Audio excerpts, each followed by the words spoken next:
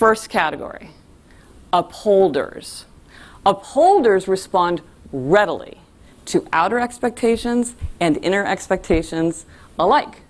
They find it easy to meet a deadline. They find it pretty easy to keep a New Year's resolution. For them, these things happen pretty readily. And so an upholder is motivated by fulfillment. An upholder goes and they wake up and they say, what's on the to-do list today? What's on the schedule today? And they like to just go through and get things done. They don't like to let people down. They hate getting in trouble or being blamed for things or making mistakes. They like to know what the expectations are, and they like to meet them. It's very satisfying to them. So if you're in an organization, or you're working with an upholder, or you are an upholder, or you're in a relationship with an upholder, there's pros to that. Upholders are great if you need to know what the rules are and have somebody follow them. If it's important to be a self-starter, upholders don't need deadlines. They don't need late fees. They don't need a lot of scrutiny or supervision.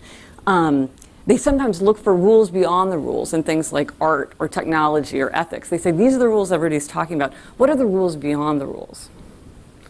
But like all of these categories, there's a dark side.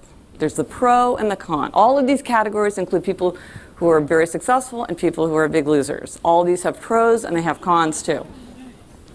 And the negative side of being an upholder is to be too driven by the gold star, to have it be too important to know what the rules are, to be boxed in by the rules. There's almost kind of a paranoia that can set in for upholders. You know, what's expected of me? What am I supposed to do? They can become overwhelmed and paralyzed if it's not clear what expectations are, if it's ambiguous what you're supposed to do.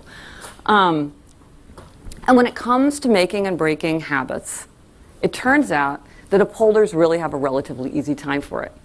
And in fact, what I've noticed is that if you look at the people who are giving advice about how to make and break habits, they're all upholders. It makes perfect sense, because we're the people, we love habits, we're attracted to them, and we find it pretty easy to keep them.